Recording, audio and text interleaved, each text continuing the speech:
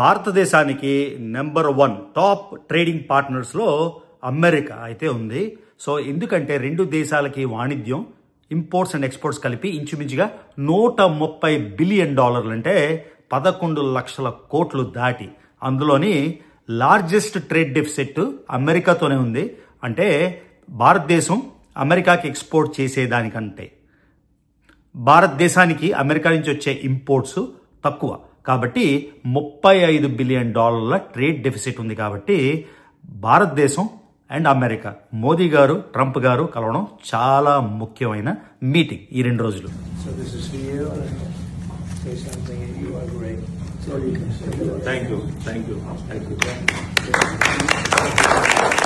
ఇవాళ ఫిబ్రవరి 14 Valentine's day. అంటే Valentine's day నాడు romantic love, friendship and admiration celebrate చేసుకుంటారు. సో ఇక్కడ మీరు చూసిన బాన్హామీ చూస్తే ప్రెసిడెంట్ ట్రంప్కి ప్రధాని మోదీకి బాగా సఖ్యత అయితే కుదిరినట్టుంది. సో ఈ సఖ్యత ఎందుకు ఇంపార్టెంట్ అంటే ఎస్పెషల్లీ అమెరికాలో ఉంటున్న నాలాంటి భారతదేశంలో జన్మించిన వాళ్ళకి మాకు అమెరికా ప్లస్ ఇండియా 2 కళ్ళు లాంటివి. భారతదేశం ఒక కన్ను అయితే అమెరికా ఒక కన్ను. సో ఈ 2 దేశాలు సత్సంబంధాలు ఎప్పటికీ ఉండాలని, అన్ని విధాల ఈ 2 దేశాలు ఒకదానికొకటి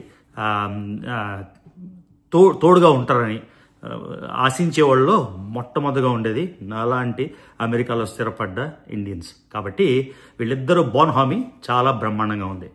కాకపోతే ఈ బాన్హామీ ఓన్లీ ఫోటోలకి, పుస్తకాలు ఎక్స్చేంజ్ చేసుకోవడానికి, లేకపోతే ఫోటోలు తీసుకోవడానికా, లేకపోతే దీని నుంచి ఏవైనా బెనిఫిట్ వచ్చిందా? ఎందుకంటే ట్రంప్ పవర్లోకి వచ్చాక ఆయన వచ్చి ఎన్ని రోజులైంది? లెస్ దెన్ 1 మంత్ అయింది. 1 నెల రోజుల్లో ఆయన చేసిన రాడికల్ రిఫార్మ్స్ మంచిగా చెడా పక్కన పెట్టేస్తే ఎప్పటి నుంచో నానుతున్న విషయాలన్నీ హుట్టిన రిజాల్వ్ చేస్తూ వస్తున్నాడు. కాబట్టి సో మోదీ రాకముందే ఆయన అక్రాస్ ద బోర్డు 25% టారిఫ్లు ఆల్రెడీ విధించారు. తర్వాత అక్రాస్ ద బోర్డ్ అంటే నా ఫ్రెండ్, నా మిత్రుడు, నా శత్రువు అని లేకుండా అన్ని దేశాలకి 25% టారిఫ్ స్టీల్ అండ్ అల్యూమినియం మీద విధించాడు. సో వీటన్నిటి గురించి మనం ఇవాళ డిస్కస్ చేద్దాం. ఎందుకంటే మోదీ గారు ఇక్కడే ఉన్నారు. 2 రోజుల పర్యటన అమెరికాది. ఎలా జరిగింది, ఏం జరగబోతుంది, ఏం ఆశించవచ్చు, ఇవన్నీ ఈ వీడియోలోని మాట్లాడడం. There is truly a special bond between the United States and India, the world's oldest democracy and the world's largest democracy.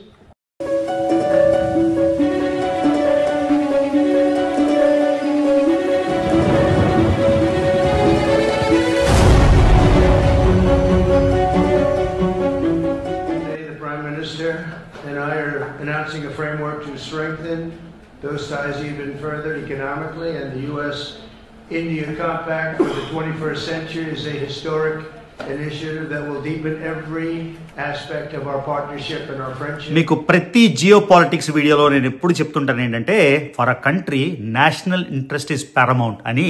నేను చదువుకున్న పొలిటికల్ సైన్స్లో అని. మీరు నా ప్రతి జియో పొలిటికల్ వీడియోలోని ఈ స్టేట్మెంట్ వింటారు. సో ఇవాళ మోడీ గారు కూడా ట్రంప్కి అంటే ట్రంప్ అమెరికా నేషనల్ ఇంట్రెస్ట్ సుప్రీంగా పెట్టినందుకు ఆయన్ని కొనియాడారు. అలానే మోడీ గారు ఏం చెప్పారంటే నేను కూడా భారతదేశం నేషనల్ ఇంట్రెస్ట్ సుప్రీంగా పెట్టుకుంటా అని. ఇదిగోండి, ఇది నాకు అన్నిటికన్నా నచ్చింది. ఎందుకంటే నేను ప్రతి దానిలోని నేషనల్ ఇంట్రెస్ట్ ఇస్ పారమౌంట్ అని చెప్తుంటాం కాబట్టి. సో అసలు ఈ వాణిజ్యం స్టార్ట్ అయ్యే ముందే జియో పాలిటిక్స్లో ఎంత వేగంగా పరిణామాలు మారిపోతాయంటే ట్రంప్ రాగానే ఇజ్రాయెల్కి గాజాకి జరుగుతున్న యుద్ధం సీజ్ ఫైర్ అంటే ఆల్మోస్ట్ యుద్ధం ఆగిపోయింది. కొన్ని కండిషన్స్ మినహాయించి మళ్ళీ మొదలవుతుందేమో తెలియదు, కానీ ప్రస్తుతానికి అయితే యుద్ధం ఆగిపోయింది. అంతేకాకుండా 3 ఏళ్ల నుంచి జరుగుతున్న రష్యా యుక్రెయిన్ యుద్ధం ఆల్మోస్ట్ ఎండింగ్కి వచ్చేసేటట్టే ఉంది. ట్రంప్ నిన్న జెలెన్స్కీతో, యుక్రెయిన్ ప్రెసిడెంట్ జెలెన్స్కీతో ఒక 90 నిమిషాలు మాట్లాడారు. 90 నిమిషాలు మాట్లాడి సమ్ కైండ్ ఆఫ్ థ్రెట్ ఇచ్చినట్టు ఆ తర్వాత రష్యన్ ప్రెసిడెంట్ పుతిన్తోని మాట్లాడారు. తర్వాత సౌదీ అరేబియాలోని ఇద్దరు కలవబోతున్నారు. సో నాకేమనిపిస్తుంది అంటే తర్వాత ఎందుకో మిగతా బైడెన్ ప్రభుత్వం కానీ యూరప్ కానీ మొత్తం అంతా యుక్రెయిన్కి సపోర్ట్ ఇస్తే ట్రంప్ మాత్రం కొంచెం రష్యా వైపు లీనింగ్ ఉన్నారు. ఎందుకో నాకు అర్థం కాలేదు. కానీ మొత్తానికి జెలెన్స్కీకి ఏం చెప్పారంటే ఇప్పటిదాకా అమెరికా ఎంత డబ్బులు ఖర్చు పెట్టిందో ఆ డబ్బులన్నీ కూడా మీరు వెనక్కి ఇవ్వాల్సిందే. ఎందుకంటే యుక్రెయిన్లోని చాలా రేర్ మినరల్స్ ఉన్నాయి. వాటన్నిటిని ఏదో విధంగా ఆ డబ్బుల్ని వెనక్కి కట్టించుకోబోతున్నాడు. జెలెన్స్కీకి ఇంకేమీ మార్గం లేదు, ఆయన కూడా ఏం కావాలంటే చేయడానికి రెడీగా ఉన్నాడు. సరే కానీ పూర్తిగా మనం రష్యా వైపు వెళ్ళిపోతున్నాం, దీని గురించి వేరే వీడియో చేస్తాను.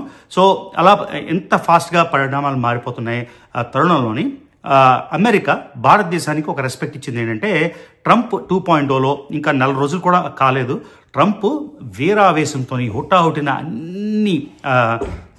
అన్ని ఆయన అనుకున్న ఎజెండాలో అన్నీ ఆయన చాలా ఫాస్ట్గా యాక్ట్ చేస్తున్న తరుణంలోని మోదీ 4వ ప్రధానమంత్రి అమెరికాకు రావడానికి. మీకు తెలుసు ఇజ్రాయెల్ ప్రధానమంత్రి బెంజమిన్ నెతన్యాహు ఆయన వచ్చారు. ఆ తర్వాత జపాన్ ప్రైమ్ మినిస్టర్ షిగేరు ఇషిబా కూడా అమెరికా వచ్చారు. 3 జోర్డన్ కింగ్ అబ్దుల్లా వచ్చారు. 4 భారత ప్రధానమంత్రి మోదీ. కాబట్టి మోదీకి చాలా ఇంపార్టెన్స్ ఇచ్చారు.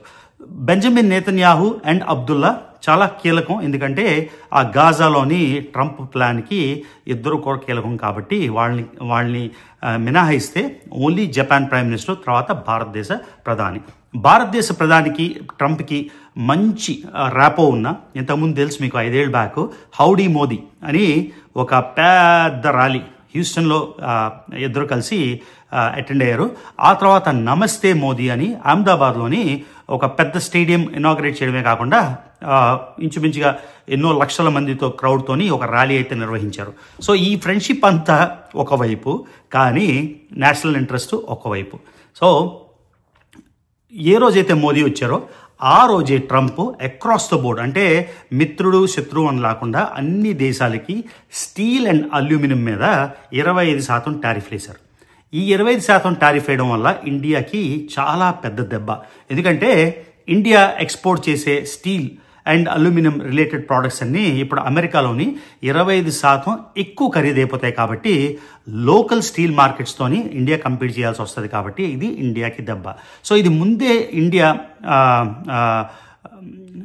గెస్ చేసి వాళ్ళు ఏం చేశారంటే అమెరికన్ ఇంపోర్ట్స్ మీద, అంటే అమెరికా నుంచి వచ్చే సరుకుల మీద, ఫర్ ఎగ్జాంపుల్ హార్లీ డేవిడ్సన్, తర్వాత ఎలక్ట్రానిక్ ఐటమ్స్, ఆ తర్వాత ఎనర్జీ ఐటమ్స్, వీటన్నిటి మీద ఇంపోర్ట్లు ఇంతకుముందు కొన్ని దగ్గర 40%, కొన్ని దగ్గర 50%, కొన్ని దగ్గర 70% ఉండేవి. వీటన్నిటినీ బాగా తగ్గించారు, ఎందుకంటే ట్రంప్ని బొట్టలేసుకోవడానికి, ట్రంప్కి మంచి సైడ్ ఉండాలని. కానీ మోదీ వచ్చిన రోజు కూడా ట్రంప్ ఏమన్నారంటే India is a big abuser in terms of trade అని ఆయన ఇచ్చిన స్టేట్మెంట్, నేను ఇచ్చిన స్టేట్మెంట్ కాదు. అంతేకాకుండా ఆయన ఇవాళ మీటింగ్లో కూడా నేను ట్రంప్ది మోదీది ఇద్దరు కలిసి ఉందాలో ఆయన ఏం చెప్పారంటే I wish India's tariffs were lower. India ఏమో చాలా దగ్గర 40%, 50%, 70% మా కార్లు, అంటే అమెరికా కార్లు కొనాలన్నా, అమెరికన్ ఎలక్ట్రానిక్స్ కొనాలన్నా, అమెరికన్ ప్రొడక్ట్స్ ఏవి కొనాలన్నా విపరీతమైన టారిఫ్లు విధిస్తారు. కాబట్టి మేము కూడా, అంటే ఏదైనా సరే టూ వే స్ట్రీట్ కదా, అంటే ఇటు నుంచి అదంత దూరం, అటు నుంచి ఇదే అంతే దూరం అని.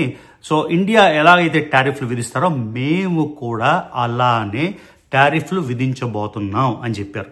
సో ఓవరాల్గా నేను చూసిన దానిలోని మోదీ గారు ఏం చెప్పారంటే, ప్రస్తుతం మీకు స్టార్టింగ్లో చెప్పాను, ఇండియాకి అమెరికాకి ట్రేడ్ ఇంచుమించుగా $130 బిలియన్, అంటే 11,30,000 కోట్ల రూపాయలు. అది భారీ అమౌంట్. సో మోదీ గారు ఇవాళ స్టేట్మెంట్లో ఈ ఇద్దరు కలిసినప్పుడు ప్రెస్ కాన్ఫరెన్స్ ఏం చెప్పారంటే ఈ ట్రేడ్ని ఆల్మోస్ట్ డబుల్ చేయాలని, అంటే $260 బిలియన్ చేయాలని, అంతేకాకుండా 2050 అంటే ఇంకా 25 సంవత్సరాల్లోని $500 బిలియన్ వరకు పెంచాలని.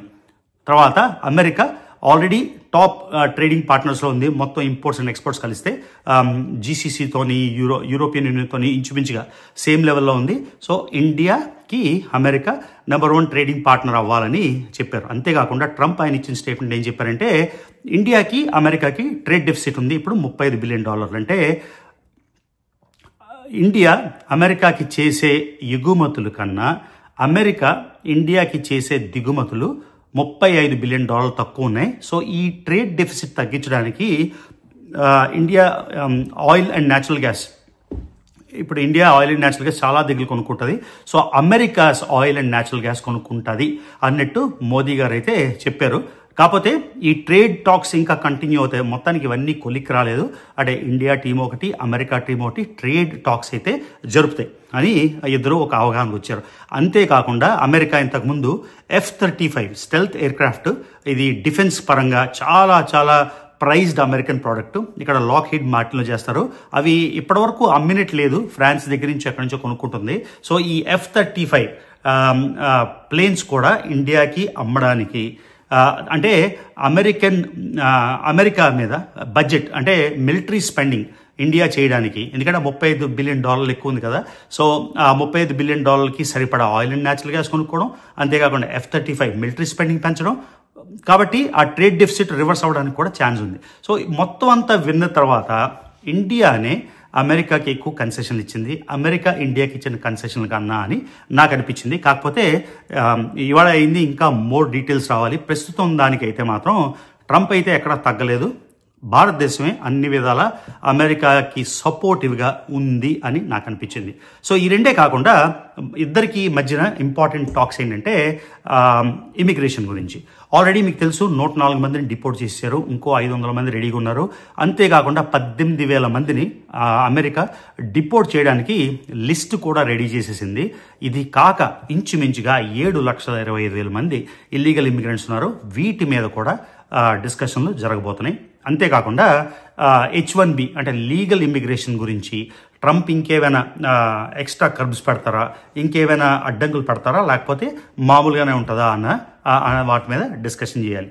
తర్వాత మూడో ఇంపార్టెంట్ ఎలిమెంట్ బంగ్లాదేశ్ గురించి కొన్ని క్వశ్చన్లు అడిగారు. బంగ్లాదేశ్ గురించి ఇద్దరు అంటే ట్రంప్ని బంగ్లాదేశ్ గురించి క్వశ్చన్ అడిగితే ఆయన మోడీ గారు ఆన్సర్ చేస్తారన్నారు. మోడీ గారు కూడా అంత స్పష్టంగా ఏమి ఇవ్వలేదు.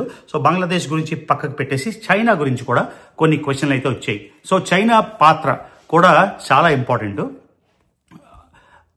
భారతదేశం అమెరికాకి చాలా ఫ్రెండ్ కాదు, చాలా ఎనిమీ కాదు, ఆల్మోస్ట్ న్యూట్రల్ స్టాన్స్లోని ఎప్పుడూ ఉంటుంది. ఎందుకంటే ఇప్పుడు చైనాని కంటైన్ చేయడానికి అమెరికాకి భారతదేశం కావాలి, అలానే భారతదేశానికి కూడా చైనాని కంటైన్ చేయడానికి అమెరికా కావాలి. సో ఇద్దరికి మ్యూచువల్ బెనిఫిట్. ఎందుకంటే స్ట్రాటజిక్ ఎనిమీ అంటే శత్రువు అని కదా, స్ట్రాటజిక్ ఎనిమీ. కాకపోతే మీ ట్రేడ్ చూసుకుంటే చైనా ఇంపోర్ట్సే హైయెస్ట్ వస్తాయి ఇండియాకి, సో ట్రేడ్ వైజ్. కానీ రెండు ఒక దగ్గర పొలిటికల్గా చైనా స్ట్రాటజిక్ ఎనిమీ అమెరికాకి, చైనా స్ట్రాటజిక్ ఎనిమీ ఇండియాకి. కాబట్టి వీళ్ళిద్దరు ఫ్రెండ్షిప్, దోస్తీ చాలా ఇంపార్టెంట్ చైనాని కంట్రోల్ చేయడానికి. కాబట్టి అంతేకాకుండా ట్రంప్కి సపోర్ట్ చేసే చాలా మందిలోని ఒక ప్రో ఇండియా లాబీ అయితే ఉంది. మెయిన్గా ఎవరి కోసం వేరే దేశం కోసం పాటుపడరు, వాళ్ళ ప్రైవేట్ ఇంట్రెస్ట్ కోసం డెఫినెట్గా చైనాని కంటైన్ చేయడానికి కూడా వీళ్ళిద్దరూ కలిసి ఉందామని. ఆ తర్వాత ఇస్లామిక్ టెర్రరిజం అని, ఇది నా స్టేట్మెంట్ కాదు, ఈ ట్రంప్ తర్వాత మోదీ గారు ఇచ్చిన స్టేట్మెంట్. ఇద్దరు కూడా ఇస్లామిక్ టెర్రరిజం అంటే ఇద్దరు right wing. Modi extreme right wing భారతదేశంలో, ట్రంప్ కూడా ఎక్స్ట్రీమ్ రైట్ వింగ్ ఇక్కడ యుఎస్లో. ఒక ఆయన హార్డ్ కోర్ హిందూ అయితే ఒక ఆయన హార్డ్ కోర్ క్రిస్టియన్. అయినా కూడా వీళ్ళిద్దరూ బైలాటరల్ ఇద్దరు ఇచ్చిన ప్రెస్ కాన్ఫరెన్స్లో ట్రంప్ ఇస్లామిక్ టెర్రరిజం అని స్టేట్మెంట్ కూడా మాట్లాడారు. సో ఇస్లామిక్ టెర్రరిజం గురించి కూడా ఇద్దరు యునైట్ అవ్వాలి అని. ఓకే, సో ప్రధానంగా టారిఫ్ గురించి అయితే పెద్ద డీల్ ప్రస్తుతానికైతే కుదరలేదు. ట్రేడ్ టాక్స్ ఇంకా ఓపెన్ ఉన్నాయి కాబట్టి ఫేవరబుల్గా జరుగుతాయని. కానీ ఇద్దరు పక్కన ఉండగానే ట్రంప్ చాలాసార్లు చెప్పడం నేను విన్నా, ఇండియా ఏమో చాలా అబ్యూజర్ అని వర్డ్ వాడలేదు కానీ చాలా టారిఫ్లు విధిస్తుంది మా మీద, మా ప్రోడక్ట్స్ అన్ని సరిగ్గా అమ్మలేకపోతున్నాం ఇండియన్ మార్కెట్లోని, కొన్ని దగ్గర 40, కొన్ని 50, కొన్ని 70 అని మోదీ గారు ఉంటుండగానే క్లియర్గా చెప్పారు. సో కాబట్టి ఆయన ఇంకో విషయం కూడా చెప్పారు, మీరు ఎన్ని టారిఫ్లు విధిస్తారో మేము కూడా అన్ని టారిఫ్లు తిరిగి విధిస్తాము అని. ఓకే, సో ఇది కొంచెం థ్రెటనింగ్ అంటే కొంచెం భయపెట్టే విధంగానే చెప్పారు. ఎందుకంటే మీరు టారిఫ్లు పెడితే మేము టారిఫ్లు ఇంక్రీజ్ చేస్తామని. ఓకే, సో నాకు గుర్తుంది, మీకు చెప్పాను ఆల్రెడీ ఈ వీడియోలోని, హార్లీ డేవిడ్సన్ మీద, మోటార్ సైకిల్ ప్రోడక్ట్స్ మీద, ఎలక్ట్రానిక్ ఐటమ్స్ మీద కొంచెం టారిఫ్లు తగ్గించారు. కాకపోతే ట్రంప్ ఏమన్నాడంటే మీరెంత టారిఫ్ విధిస్తారో మేము అంతే టారిఫ్ విధిస్తాము అని. ఓకే, సో ఇది ప్రైమరీగా వీళ్ళిద్దరిదే అయింది. అంతేకాకుండా some kind of strategic tunnel అంటే సముద్రం కింద నుంచి వెళ్ళేదే కాదు, ఒక ఫాస్ట్ ట్రేడ్ రూట్. ఎలా అంటే భారతదేశం నుంచి డైరెక్ట్గా ఇజ్రాయెల్ నుంచి ఇటలీ నుంచి అంటే యూరోప్ నుంచి మళ్ళీ అమెరికాకి ఒక రకమైన ట్రేడ్ టనల్ కూడా ఎక్స్పీడైట్ చేస్తారు, ఇంకా ఫాస్ట్గా చేస్తారు. అప్పుడు ట్రేడ్ అంటే ఇండియా నుంచి అమెరికాకి, అమెరికా నుంచి ఇండియాకి గూడ్స్ ఈజీగా మూవ్ అవడానికి అని అదొకటి మాట్లాడారు. కానీ అన్నిటికన్నా గ్లేరింగ్ నాకేమనిపించిందంటే అన్నింటిలోకి మోస్ట్ ఇంపార్టెంట్, అమెరికా నుంచి ఎక్కువ న్యాచురల్ గ్యాస్, ఎక్కువ పెట్రోల్, ఆయిల్ కొనుక్కొని ఇండియా నెంబర్ 1 అంటే అమెరికానే number 1 seller of oil and petrol and natural gas అవుతుంది అని, అంటే రష్యా ఇరాన్ని దాటుకొని ఇంత చేస్తుంది అని. దాన్ని బట్టి ట్రంపే ఒక చెయ్య పైకి ఎత్తారేమో ఈ దీనిలో అనిపించింది. సో ఇంకా డీటెయిల్స్ అన్నీ వేడి చేయాలి ఏమేమి జరగబోతున్నాయని. సో ఓవరాల్గా అయితే ఇద్దరు అమెరికన్ ప్రెసిడెంట్, ఆ తర్వాత భారత ప్రధానమంత్రి చాలా ఫ్రెండ్లీగా కనిపించారు. ఏదో టస్ల్ లాగా లేకుండా ఇద్దరు చాలా ఫ్రెండ్లీగా. ట్రంప్ కూడా ఆయనకి ఇండియా వెళ్ళినప్పుడు తర్వాత తాజ్ విజిట్ ఇదంతా బుక్ బహుకరించారు. సో ఇద్దరిలోని మంచి రిలేషన్ కనబడింది, మంచి కెమెరాటరీ కనబడింది. నేను ఇంట్రడక్షన్లో చెప్పినట్టు అమెరికా అండ్ ఇండియా ఎప్పటికీ క్లోజెస్ట్ ఫ్రెండ్స్, గుడ్ ఫ్రెండ్స్ ఉండాలని నేను కూడా ఆశిస్తున్నాను. ఎందుకంటే మా కన్ను ఒకటి అమెరికా, ఒక కన్ను ఇండియా కాబట్టి. ఆ తర్వాత అమెరికన్ టెక్నాలజీ ఇండియా కావాలి, ఇండియన్ మార్కెట్ అమెరికా కావాలి. ఎందుకంటే ఇండియన్ మార్కెట్ 140+ కోట్లు, ఇంతకన్నా పెద్ద మార్కెట్ ఇంకెక్కడ వస్తుంది. సో మోస్ట్ ఇంపార్టెంట్, మళ్ళీ చెప్పినట్టు స్ట్రాటజిక్ ఎనిమీ చైనాని కంటైన్ చేయడానికి ఇద్దరు కలిసి ఉండాలి. సో ఓవరాల్గా అయితే ఫస్ట్ డే బాగా అయిపోయింది. ఇంతే కాకుండా మోదీ గారు ఇలాన్ మస్క్తో కూడా కలిశారు. ఇలాన్ మస్క్తోని మోదీ గారు చెప్పిన స్టేట్మెంట్ ఏంటంటే ఏఐ, ఆర్టిఫిషియల్ ఇంటెలిజెన్స్ పరంగా America and India largest partnership తోని ఏఐ అంతా మొత్తానికి పెంపొందిద్దామని, డెవలప్ చేద్దామని. ఫ్రాన్స్లోని ఏఐ గురించి మోదీ గారు ఇచ్చిన స్టేట్మెంట్లు అయితే నేను విన్నా. ఆయన చాలా కరెక్ట్గా మాట్లాడారు. కరెక్ట్ స్టేట్మెంట్ ఇక్కడ నాకు దొరికితే నేను ఇక్కడ పెడతాను. అలానే అమెరికా అండ్ ఇండియా ఎలాన్ మస్క్తోని మాట్లాడిన దానిలోని స్పేస్ విషయంలోని, శాటిలైట్ల విషయంలోని, తర్వాత ఏఐలోని అమెరికా అండ్ ఇండియా కలిసి బాగా పనిచేస్తాయని.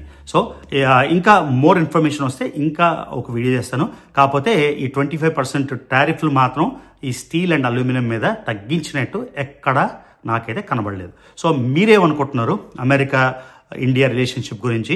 నాకు తెలుసు చాలామందికి అమెరికా అంటే చాలా ఇష్టం, చాలామందికి అమెరికా అంటే అసలు ఇష్టం లేదు. 2 రకాల కామెంట్లు నేను వినడానికి రెడీ ఉన్నా. సో మీరేమనుకుంటున్నారు ఈ మోదీ గారు తర్వాత ట్రంప్ మీటింగ్ గురించి? తర్వాత మీరు మోదీ గారు ఆయన అనుకున్నవి అచీవ్ చేయగలిగారా ట్రంప్ దగ్గర నుంచి, లేకపోతే ట్రంపే ఎక్కువ మోదీ గారి నుంచి అచీవ్ చేయగలిగారా? మీ ఒపీనియన్, మీ అభిప్రాయం అయితే ఇక్కడ తెలపండి. మళ్ళీ నేను ప్రతి వీడియోలో చెప్పినట్టు చాలామంది నా వీడియోస్ అయితే వాచ్ చేస్తున్నారు, సబ్స్క్రైబ్ చేసుకోకుండా వాచ్ చేస్తున్నారు. నా వీడియోస్ మోర్ దెన్ 2-3 వాచ్ చేసినట్టయితే మర్చిపోకుండా రవి తెలుగు ట్రావెలర్ ఛానల్కి సబ్స్క్రైబ్ చేసుకోండి, వీడియోస్ లైక్ చేయండి, షేర్ చేయండి. ఇంకా అద్భుతమైన ఇన్ఫర్మేషన్ ఎంతో మీకు ఇస్తాను. ఓకేనా? See you in the next video.